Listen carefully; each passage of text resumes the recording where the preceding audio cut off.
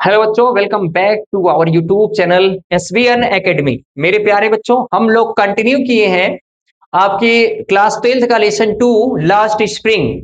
उसके दो video lecture already आपके यूट्यूब चैनल पे अवेलेबल हैं, जहां पे हम साहेब के बारे में डिस्कस किए। आज के इस वीडियो सेशन में हम मुकेश के बारे में डिस्कस करेंगे, जो एक गरीब चूड़ी बनाने वाले का लड़का है। तो चलिए बिना डिले किए, देखिए राइटर वही अनीस जंग, जिस तरह से मार्मिक कहानी वो थी, वही दुख, वही प्रॉब्लम, वही गरीबी का जिक्र यहां भी किया जाएगा। तो चलिए आप लोग जो है देर न करते हुए कंटिन्यू करते हैं इस कहानी को।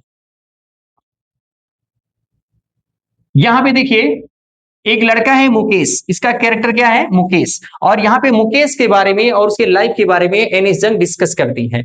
यहाँ पे मैंने ऑलरेडी बताया था कि एनिस जंग जो है भारत के अंदर जो पुअर्टी है, जो गरीबी है और गरीबी से जूझ रहे लोग हैं, उनके बारे में उन्होंने लिखा है। हमारे जो बैड कंडीशन है कंट्री का, उसके बारे में उन्होंने क्रिटिसाइज किया है उस सिचुएशन का। तो वो कहानी थी साहेब की सीमापुरी की। अब आगे कहानी फिरोजाबाद की। यहाँ पे देखिए, I want to drive a car. एक लड़का होता है जिसका नाम है मुकेश। देखिए, Mukesh Mukesh insist on being his own master. I will be a motor mechanic he announce. यहाँ पे एक लड़का है जिसका नाम है मुकेश, और वो बड़ी इंसिस्ट करके, इंसिस्ट का मतलब होता है किसी चीज को फोर्स करना, यानी जोर दे करके किसी चीज को कहना। तो ये मुकेश बड़ी जोर दे करके, इंसिस्ट करके कहता है कि मैं खुद का मास्टर बनूंगा, मैं किसी का नौकर नहीं बनूंगा। जैसा कि आपने पढ़ा था कि साहब जो है नौकर बन गया था लास्ट में। तो यहाँ पे ये कह रहा है मुकेश कि मैं खुद का मास्टर बनूंगा। आई will be a motor mechanic, और मैं एक मोटर मैकेनिक बनूंगा।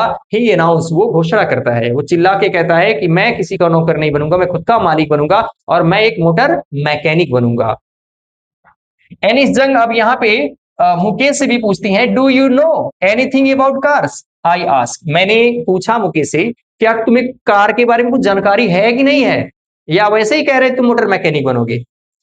तो ये लड़का है, देखिए इसका कॉन्फिडेंस देखिए। I will learn to drive a car, he answer.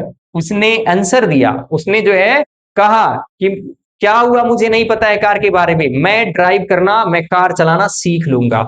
Looking straight into my eyes, और वो ऐसा कहते हुए सीधे मेरी आंखों में देख रहा था, यानी उसके अंदर कॉन्फिडेंस झलक रहा था।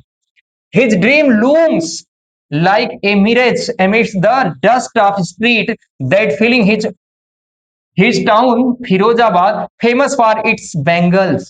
और उसकी जो आंखें हैं, वो उसमें आंखों, जो आंखों का जो ड्रीम है, हिज ड्रीम्स यानी उसके जो सपने हैं, वो लूम्स मतलब झलक रहे थे। लाइक ए मिराज, मिराज का मतलब क्या होता है? मरीचिका। जैसे नहीं होता है कि आप देखते हो सड़क पे चलते हो गर्मी के टाइम पे, तो दूर से देखने पे लगता है कि कई बार सड़क पे पानी गिराया हुआ है, लेकिन वो है नहीं, वो एक आंखों का धोखा होता है। उसे हम कहते हैं मरीचिका, हिंदी में कहते हैं, उसी को मिराज कहते हैं। तो जैसे फिरोजाबाद की जो सड़कें हैं, जो धूल है, वहां पे जो मिराज बनता है, उसी तरह से मुकेश के आंखों में वो ड्रीम बन रहा था। और कहां पे? फिरोजाबाद की गलियों में। और फिरोजाबाद किस लिए फेमस है? बैंगल्स के लिए फेमस है। आप भूलिएगा नहीं, कॉम्पिटेटिव लेवल की एग्जाम में पूछा जाता है, चूड़ियों का शहर किसे कहते हैं? तो मेरे प्यारे बच्चों मत भूलिएगा, Firozabad. Every other family in Firozabad is engaged in making bangles. ये कह रहे हैं कि हर परिवार, जो भी परिवार वहां पे है, हर एक दूसरा परिवार जो है फिरोजाबाद में इंगेज्ड है। इंगेज्ड का मतलब होता है इन्वॉल्व या बिजी विथ, किसी की चीज के साथ बिजी रहना। तो फिरोजाबाद में हर कोई व्यक्ति जो है वो बिजी है क्या करने में? मेकिंग बैंगल्स, यानी चूड़ी बनाने में। हर परिवार चूड़ी बनाने में बिजी है। It is the center of India's glass blowing industry, where families have spent generation working around the furnace, building glass, making bangles for all the women in the land, it seems। देखिए ये यहाँ पे क्या कर रहे हैं, यहाँ इतना बड़ा पूरा एक सेंटेंस है। ये कह रहे हैं कि ये सेंटर है। सेंटर का मतलब होता है केंद्र, जहां पे जो चीज किसी चीज के फेमस होता है, प्रसिद्ध होता है, जहां उसी को हम उसका सेंटर कहते हैं। तो ये सेंटर है किसका? इंडिया की जो ग्लास ब्लोइंग इंडस्ट्री है, यानी जो शीशा बनाने वाली जो इंडस्ट्री है, फैक्ट्री है, वो उसका सेंटर है फिरोजाबाद। जहां पे, वेयर मीन्स जहां पे फैमिलीज यानी जो परिवार हैं, हैव स्पेंट जनरेशन यानी अपनी कई पीढ़ी को समाप्त कर दिए, बिता दिए, क्या करते हुए? वर्किंग अराउंड फर्नेस यानी भट्टियों के किनारे, भट्टियों पे काम करते हुए। बिल्डिंग ग्लास यानी चूड़ियों को यानी ग्लास को जोड़ते हुए, making Bengal for all the women, यानी संसार की सारी औरतों के लिए जैसे ऐसे लगता है जैसे वहीं पे लोग चूड़ी बना रहे हों। मतलब वहां के परिवार जो है अपने जनरेशन को खत्म कर दिए, पीढ़ी दर पीढ़ी यही प्रोफेशन चलता आ रहता है कि वहां के लोग पैदा हो रहे हैं, बाप भी चूड़ी बना रहा था, बच्चे भी चूड़ी बनाने लगे और उनके आने वाले बच्चे भी चूड़ी बनाने में इन्वॉल्व हो जाते हैं। तो वही कह रहा है कि सारे लोग वहां के चूड़ी बनाते हैं और ऐसा लगता है कि संसार में जितने भी लोग हैं, वहां की जितनी औरतें हैं, सबके लिए चूड़ी वहीं पे बनता है, ऐसा लगता है।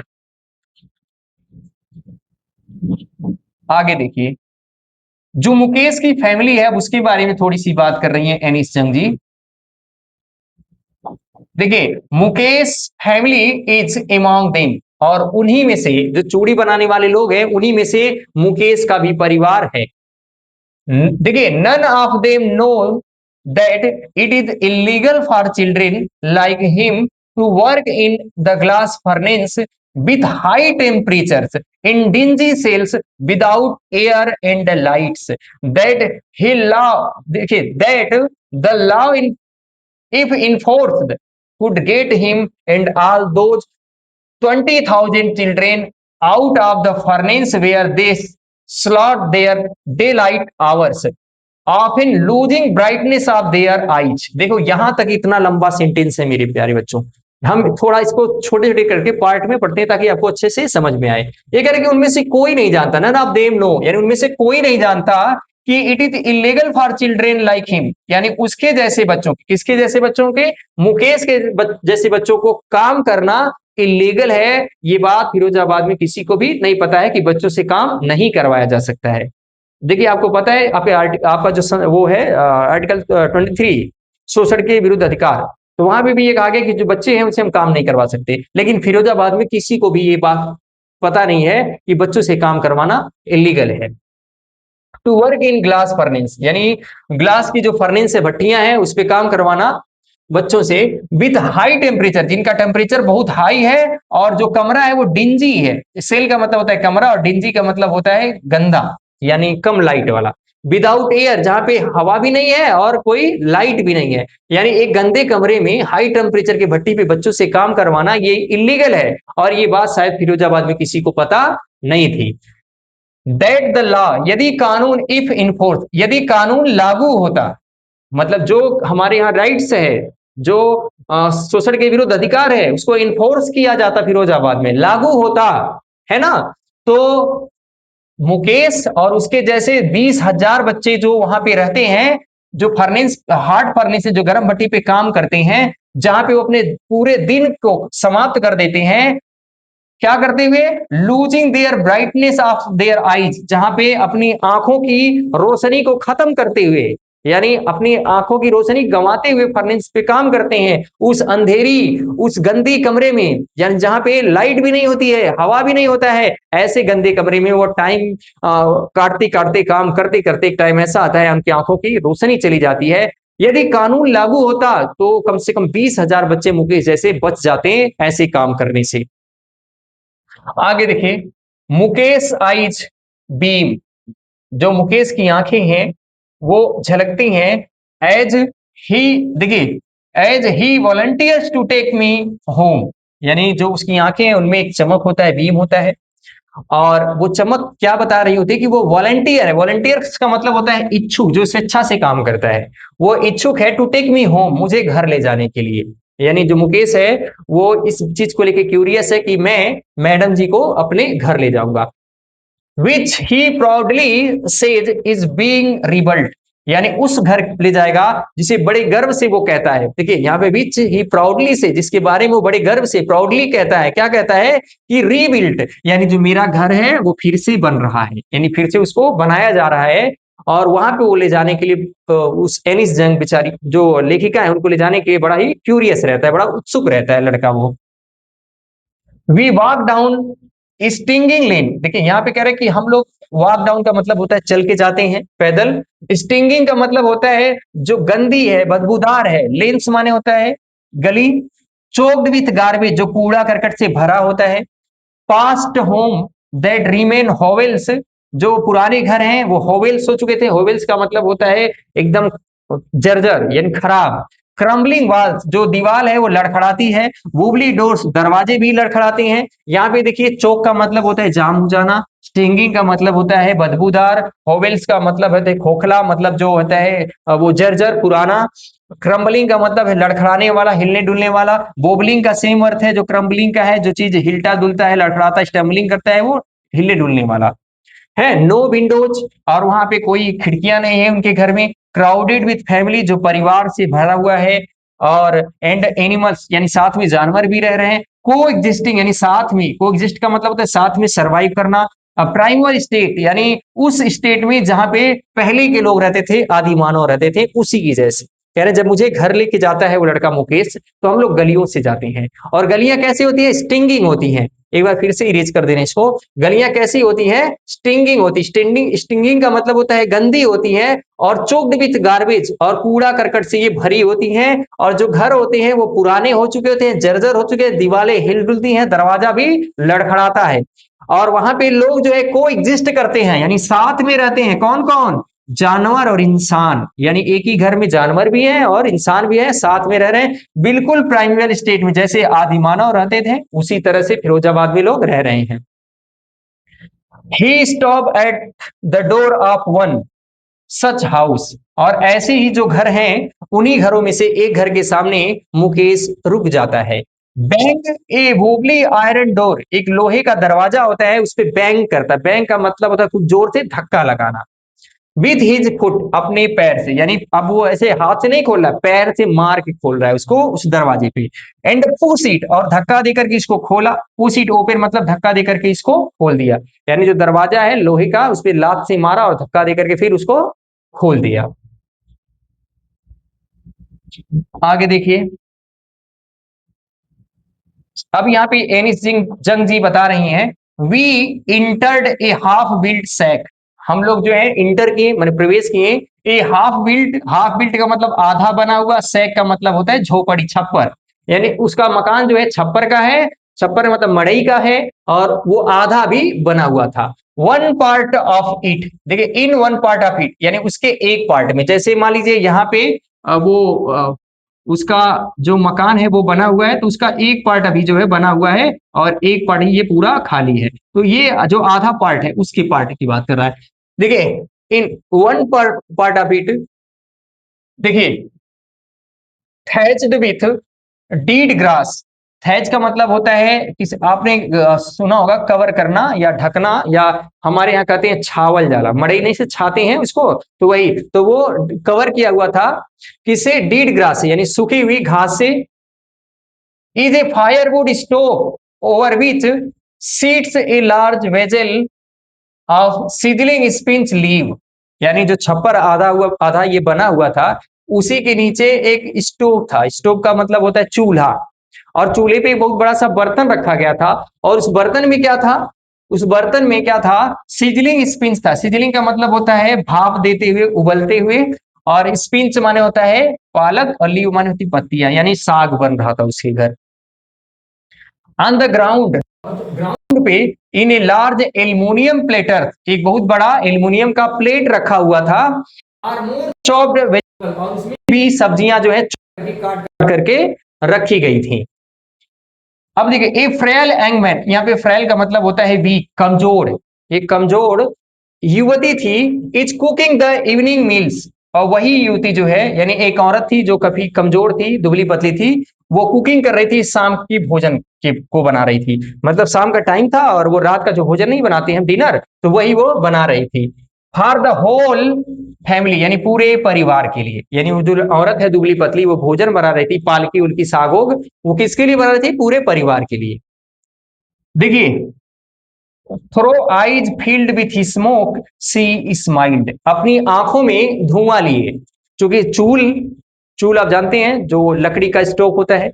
अब वो आपने देखा होगा, जो खाना बनाया होगा वो एक्सपीरियंस भी किया होगा कि कई बार वो आग जलती नहीं तो धुआं आता है, तो आंख में भर जाता है, और आंख आंसुओं से जो है, आंसू आंख से आने लगते हैं। तो उसी तरह से वो बेचारी मुस्कुरा भी रही है, और आंखों में जो है स्मोक भरी हुई है, धुआं लगा हुआ है इसको। She is the wife of Mukesh Elder brother, ये मुकेश के जो बड़े भाई हैं मुकेश के, उनकी वो पत्नी थी, मतलब मुकेश की भाभी थी। Not much older in years, जो उम्र में तो ज्यादा बड़ी नहीं थी।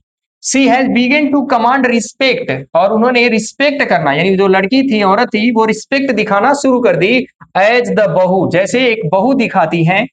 The daughter in law of the house, क्योंकि वो उस घर की डाटर इन लॉ थी, यानी पतोहू थी, यानी घर की वो पतोहू थी, और एक बहू के जैसे, जैसे कोई छोटा हो, और उसी तरह से वो रिस्पेक्ट शो करती है। Already in charge of 3 main, जो पहले से ही 3 लोगों के चार्ज में थी। हर हस्बैंड, यानी मुकेश के भैया, मुकेश और देयर फादर, और उनके पापा, यानी ये 3 लोग थे उस परिवार में, और वो सबका सबके लिए खाना बना रही थी। आगे देखिए, when the older man enter, और जब बड़े लोग घर में प्रवेश करते हैं, she gently withdraw behind the broken walls, तो बड़ी ही, देखिए जेंटली का मतलब बड़ी सज्जनता से वो जो टूटी फूटी दीवार है उसी के पीछे जाके अपने आप को छुपा लेती है, यानी छुप जाती है। And bring her veil closer to her face, veil का मतलब होता है घूंघट, जैसे गांव में लोग कर लेते हैं। तो वो क्या करती है, औरत जो है, जैसे बड़े लोग घर में प्रवेश करते हैं, दीवार के पीछे छुप जाती है और अब घूंघट खींच के नीचे कर लेती है अपने चेहरे पे। एज कस्टम डिमांड्स, जैसा कि कस्टम है, कस्टम का मतलब होता है रीति रिवाज, यही रिवाज है कि जब बड़े लोग घर में आते हैं तो जो बहू होती है, पतोहू होती है, वो अपने चेहरे को ढक लेती है, उसी तरह से। Daughter in law must veil their face before male elder, यानी कोई मेल इल्डर, यानी कोई अगर पुरुष है, वो आपसे बड़ा है और घर में आ रहा है, तो ये कस्टम की डिमांड्स है, यही मांग है कि जो पतोहू है वो अपने घूंघट को कर ले। In this case the elder is an impoverished bangle maker, और इस केस में इल्डर कौन है, बड़ा कौन है, एक गरीब, इम्पोवरिश्ड का मतलब होता है जो बहुत गरीब हो, बेंगल मेकर मतलब चूड़ी बनाने वाला, एक चूड़ी बनाने वाला जो बहुत ही गरीब है। ये किसकी बात कर रहे हैं, ये मुकेश के पापा की, यानी मुकेश के पापा, यानी इस लड़की के ससुर और मुकेश के पिता, तो उनकी बात कर रहे हैं। उनको देख करके वो बेचारी क्या करती है, घूंघट कर लेती है। चलिए, स्टोरी लंबी है लेकिन कोई बात नहीं, पढ़ेंगे, इसको खत्म करेंगे। Despite long years of hard labour, ये कह रहे हैं कि डिस्पाइट जो एक प्रीपोजिशन है जिसका मतलब होता है बावजूद, इसके साथ साथ इंस्पाइट आप भी प्रयोग कर सकते हैं। इंस्पाइट ऑफ डिस्पाइट में ये फर्क है कि डिस्पाइट के बाद ऑफ नहीं लगता है, इंस्पाइट होता तो ऑफ लगता प्रीपोजिशन। तो despite long years of hard labour, ये कह रहे हैं कि लंबे साल तक इन्होंने कठिन परिश्रम किया, इसके बावजूद। फर्स्ट एज टेलर, पहले उन्होंने टेलर के जैसे काम किया, यानी सिलाई उलाई का काम करते थे। देन ए बैंगल मेकर, और फिर उसके बाद वो चूड़ी बनाने का काम किया। He has failed to renovate a house, और वो एक घर को रिनोवेट करने का मतलब घर को इंप्रूव करने का, बनाने के लिए में वो फेल हो चुके थे। यानी ये कह रहे हैं कि सालों उन्होंने कठिन परिश्रम किया, त्याग किया, पहले वो टेलर का काम किए, चूड़ी बनाने के काम किए, लेकिन फिर भी वो बेचारे एक अच्छा घर नहीं बना पाए अपने बच्चों के लिए, घर को रिनोवेट नहीं कर पाए। से देखिए, send his two sons to school, और ना ही कभी अपने 2 बच्चों को वो विद्यालय भेज पाए। ऑल ही हैज मैनेज, और जो भी कुछ अपने जीवन उन्होंने मैनेज किया, to do it teach them what he knows the art of bangle making bangles, यानी अगर वो अपने जीवन में कुछ मैनेज कर पाए तो सिर्फ वो अपने बच्चों को सिखा पाए, क्या सिखा पाए, चूड़ी बनाना, यानी वो भी चूड़ी बनाते थे और बच्चों को भी चूड़ी बनाना सिखा दिया। इट इज हिज कर्म his destiny says Mukesh grand mother, अब ये कहां से कूद गई, अब मुकेश की दादी माँ है, वो कहती थी, वो क्या कहती हैं कि इट इज हिज कर्म, यही इनका कर्म है और यही इनका डिस्टनी है। डिस्टनी का मतलब भाग्य, फेट, फ्यूचर, फॉर्च्यून, तो यही उनका भाग्य है और यही उनका कर्म है।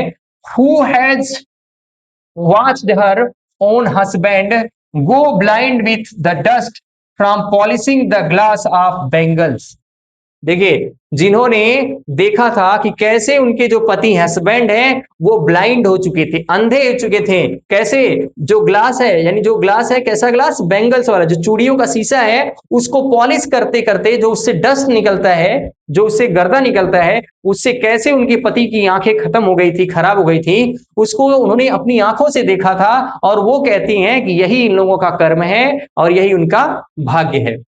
Can a god given lineage ever be broken, she implies. वो निवेदन करती हैं, वो तर्क करती हैं, वो क्या कहती हैं कि क्या कभी ऐसा पॉसिबल है कि जो गॉड गिवन लीनियज है, जो भगवान की बनाई हुई ये पीढ़ी दर पीढ़ी चलने वाली जो परंपरा है चूड़ी बनाने वाला, लीनियज का मतलब होता है जो कंटिन्यू रहे, परपेचुअल रहे, जो लगातार पीढ़ी दर पीढ़ी चलता रहे। तो कह रहे हैं कि क्या ये परंपरा कभी टूट सकती है? Born in the caste of Bengal makers, they have seen nothing but Bengals। कह रहे कि वो लोग जो बेंगल मेकर के कास्ट में पैदा होते हैं, चूड़ी बनाने वाली जाति में जो पैदा हो गए, वो चूड़ी के सिवा कुछ नहीं दिखता था उनको, बस चूड़ियां ही दिखती थी उनको। इन द हाउस, चाहे वो घर में देखें, इन द यार्ड, चाहे आंगन में देखें, इन एवरी अदर हाउस, हर एक दूसरे के घर में, एवरी अदर आर्ट, हर एक दूसरे के आंगन में, every street in Firozabad, Firozabad की हर गली में उनको कुछ नहीं दिखता है, सिर्फ चूड़ियां ही दिखती है। स्पाइरल्स ऑफ बैंगल्स, यानी बैंगल्स के जो स्पाइरल है, यानी गोल गोल जो गुच्छे हैं, लच्छे हैं, ऐसे चूड़ियां बनाई नहीं जाती हैं, तो वो जो स्पाइरल्स है बैंगल्स के, सनी गोल्ड जो सुनहरे कलर का, पैडी ग्रीन धानी कलर का, रॉयल ब्लू, पिंक, पर्पल, ये सब अलग अलग कलर हैं। Every colour born out of the 7 colours of the rainbow, जो इंद्रधनुष के 7 कलर हैं, उन सारे 7 कलर से जो है अलग अलग कलर के, यानी जो भी कलर उसमें पाए जाते हैं, वहां फिरोजाबाद में हर कलर में चूड़ियां बनाई जाती है। देखिए, line mounts in the unkempt yard, यानी उसे बिखरे हुए आंगन में वो चूड़ियां बिखरी हुई होती हैं, उनका लाट लगा होता है। Are piled on 4 wheel hand cart, और या तो आप देखेंगे कि 4 पहिए वाला हैंड कार्ट, जैसे एक ये ठेला है और यहाँ पे 4 पहिया लगा है, आपने देखा होगा, और उसको धक्का देके लोग लेके चलते हैं, तो उस पे भी वो पाइल लगे, पाइल का मतलब होता है ढेर लगना, हीप लगना, तो उस पे भी मतलब ठेला पे भी गांज लगी होती है, लाट लगी होती है। पुश्ड बाई यंग मेन, जो एक युवक द्वारा धक्का देके लेके जाया जाता है, एलॉन्ग द नैरो लेन्स, यानी पतली सड़कों से होकर के, ऑफ द सेंटी टाउन, यानी उस तंग कस्बे में। यानी कहीं भी आप ये कह रही है कि दादी माँ या अनिस जंग बता रहे हैं कि फिरोजाबाद में अगर आप चूड़ी बनाने वाले कास्ट में पैदा हो गए तो आपको चूड़ियों के सिवा कुछ दिखता नहीं है, क्योंकि किसी के घर में देखोगे, किसी के आंगन में देखोगे तो हर जगह आपको चूड़ियां ही चूड़ियां दिखाई देगी। गली में घुस जाओगे, अगर कस्बे में आप विजिट करोगे, देखोगे कि हर गली में कोई व्यक्ति है, ठेला लेके चूड़ियां ही धक्का देते हुए ठेले से जा रहा है। यानी हर जगह अलग अलग कलर के, जैसे इंद्र के धनुष में जितने भी कलर होते हैं, हर कलर की चूड़ियां आपको फिरोजाबाद में देखने को मिल जाएंगी। आगे देखिए क्या होता है। यहाँ पे देखिए, and in the dark hutments, अभी देखिए खत्म नहीं हुआ इनकी कहानी चूड़ियों के बारे में। डार्क हटमेंट का मतलब होता है कि जो अंधेरी झोपड़ियां हैं, next to the line of flames, यानी एक ज्वाला के, ज्वाला फ्लेम का मतलब होता है ज्वाला, लाइट, मतलब जैसे दीपक जला रहे हैं और इसका जो ये लाइट उठता है उसमें आग, उसी को फ्लेम कहते हैं। तो उसी फ्लेम्स के सामने लाइन में flickering oil lamps, flickering oil lamps जो हम कह रहे हैं वही है, जैसे ऑयल लैंप्स होता है जो जिसमें ऑयल डाल करके जलाया जाता है, मतलब आपने देखा होगा पहले ऐसे करके एक लैंप, ऐसा नहीं, कैसे करके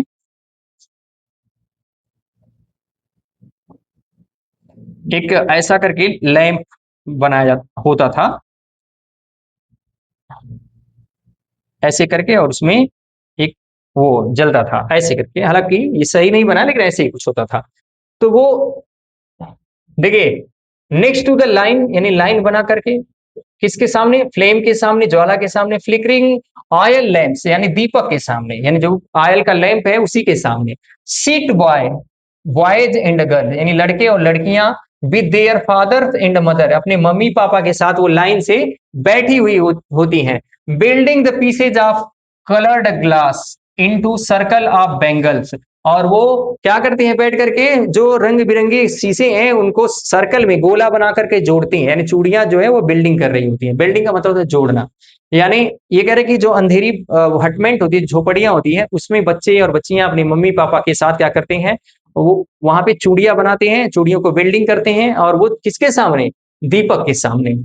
देयर आईज, जो उनकी आंखें हैं, are more adjusted to the dark than to the light outside, यानी जो आंखें हैं वो बाहर की जो प्रकाश है उसके कंपेयर टू जब कम प्रकाश मिलता है अंदर अंधेरे कमरे में, तो उनकी आंखों को एडजस्ट करना पड़ता है उस लाइट को। जैसे आप बाहर जाते हैं, आपके पास अच्छा खासा लाइट है तो आंखों को प्रॉब्लम नहीं होती है, लेकिन अगर लाइट कम है आपके यहाँ तो आंखों को एडजस्ट करना होता है। उसी तरह से उनकी आंखें जो है उनको एडजस्ट करना पड़ता है आउटसाइड की कंपेयर टू अपने घर में काम करने में। दैट इज वाई, और इसीलिए, दैट इज वाई मीन्स इसीलिए, they often and up losing their highlight before they become adult. और इसीलिए होता कई बार है कि जो वो लोग बच्चे जो हैं वो एडल्ट होने से पहले, मेच्योर होने से पहले ही अपनी आंखों की रोशनी खो देते हैं। बात हो रही है अब देखिए सविता की। सविता ए यंग गर्ल है, सविता एक युवा लड़की है। इन ए ड्रेप पिंक ड्रेस, जो एक पिंक कलर की ड्रेस पहनी हुई है वो ड्रेप है। ड्रेप का मतलब हल्का है जिसके कलर खत्म हो चुके हैं। Sits alongside an elderly woman, और एक बुजुर्ग औरत है, उससे बड़ी उम्र की औरत है, उसी के बगल में वो बैठी हुई है। सोल्डरिंग पीसेज ऑफ बैंगल्स, और वो क्या कर रही है, जो चूड़ियां हैं उसके पीस को वो सोल्डरिंग कर रही है, जोड़ रही है। सोल्डरिंग का मतलब जोड़ना होता है। As her hands move mechanically like the tongue of a machine, जैसे एक मशीन का डोंगा होता है, मशीन के टोंग्स होते हैं, उसी तरह से एक मैकेनिकली जैसे मशीन चलती है उसी तरह से उसके हाथ चल रहे थे, इतने एक्सपर्ट हो गए थे उसको बनाने में। आई वंडर, मुझे आश्चर्य होता है, if she knows the sanctity of bangles she help make. कह रहे कि मुझे इस बात को लेके भी आश्चर्य होता है कि शायद उसे पता भी नहीं है अभी, कि या नहीं पता है या नहीं है, इस चीज को लेकर के मुझे कंफ्यूजन है। मुझे आश्चर्य होता है कि क्या वो चूड़ियों की जो सेनेक्टिटी है, देखिए सेनेक्टिटी का मतलब होता है पवित्रता, प्यूरिटी। प्यूरिटी, जो प्यूरिटी है उस बच्ची को पता है कि नहीं है। It symbolize an Indian woman suhag, और ये जो चूड़ियां हैं वो सिंबल है, प्रतीक है एक भारतीय महिला के सुहाग के रूप में। यानी जो चूड़ियां होती है वो भारतीय महिला उसे सुहाग मानती है।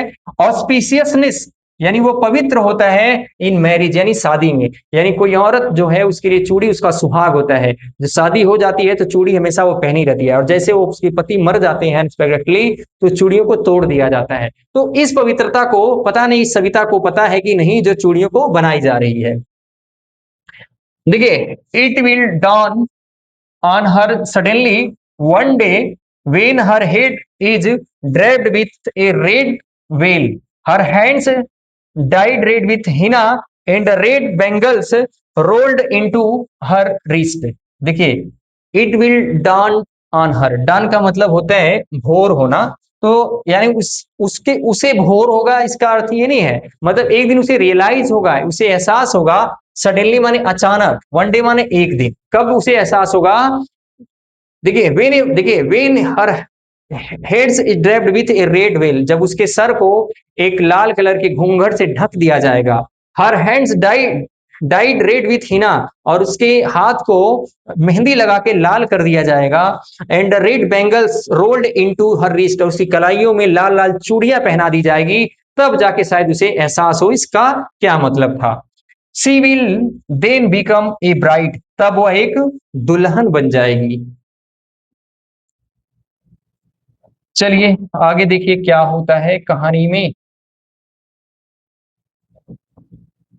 Like the old women beside her who become one many years ago, यानी बिल्कुल उसी तरह से वो भी एक औरत बन जाएगी, एक दुल्हन बन जाएगी, जैसे वो उसके बगल में जो बड़ी बुजुर्ग औरत बैठी है कुछ समय पहले, कुछ साल पहले वो बनी थी। मतलब कहना ये है कि वो भी एक दुल्हन बन जाएगी जैसे वो उसके बगल में बैठी हुई औरत बनी थी कभी कुछ साल पहले। She still has bangle on her wrist, आज भी उसके रिस्ट में, रिस्ट का मतलब क्या होता है मेरे प्यारे बच्चों, आपको पता होगा कलाई। आज भी उस औरत की कलाई में चूड़ियां थी।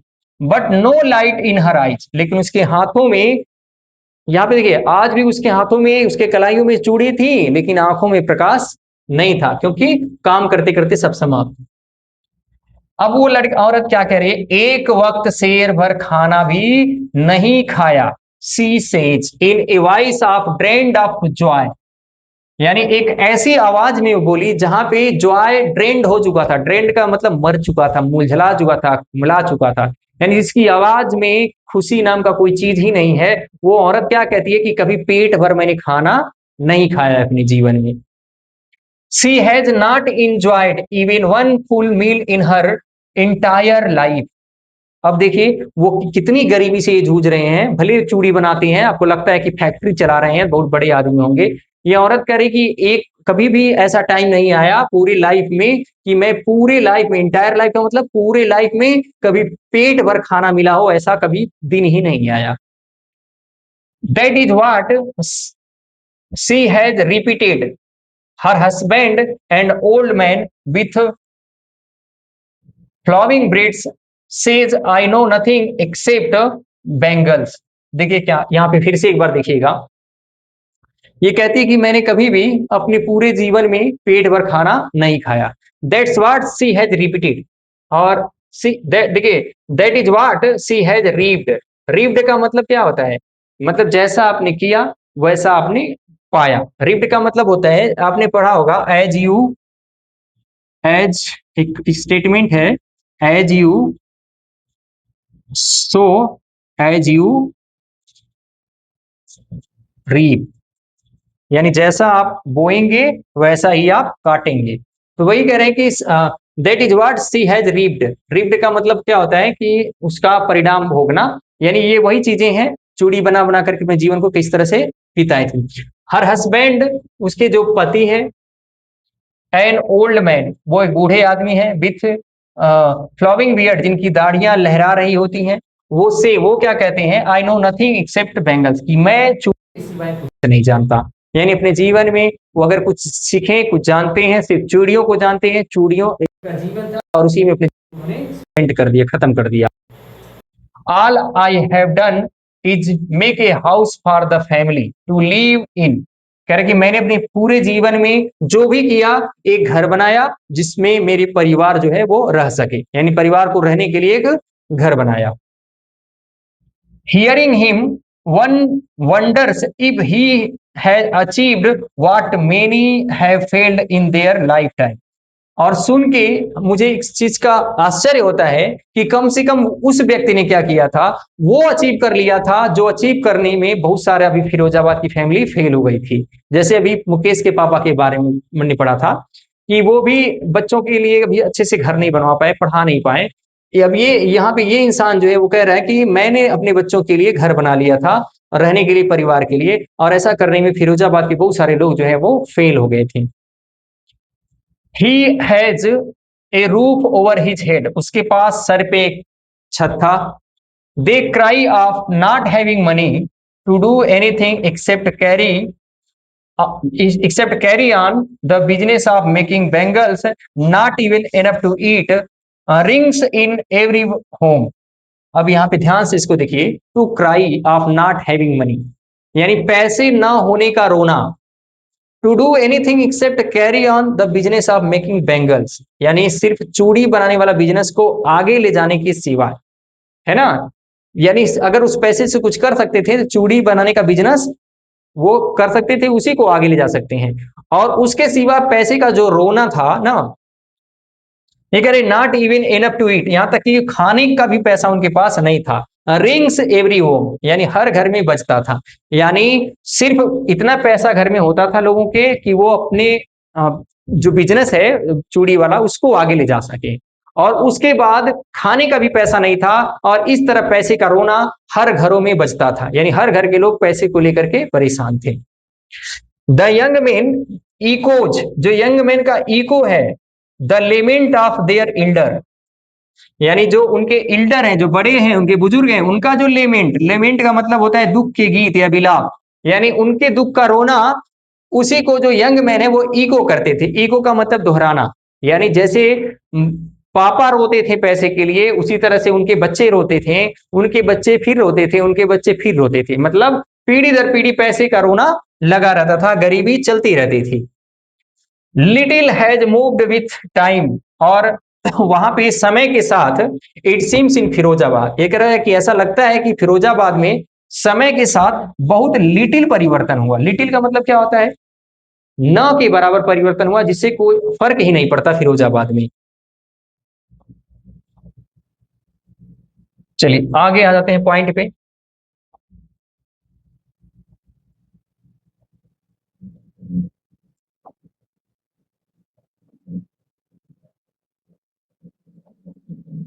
एक मिनट।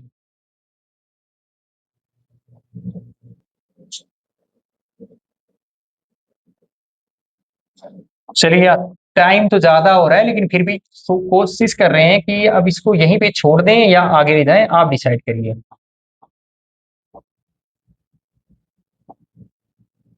चलिए 19 पेज हो गए हैं, अभी 24 है, इसका मतलब अभी काफी ज्यादा टाइम लगेगा। तो चलिए मेरे प्यारे बच्चों, इसको अब यहीं पे छोड़ देते हैं और अगले वीडियो लेक्चर में हम जो है इसको कंटिन्यू करेंगे ताकि चैप्टर ज्यादा बड़ा ना हो। अब मुकेश फिरोजाबाद, वहां की सिचुएशन, वहां की स्थिति एनीस जंग के द्वारा हम अगले वीडियो लेक्चर में डिस्कस करेंगे। तब तक के लिए बाय।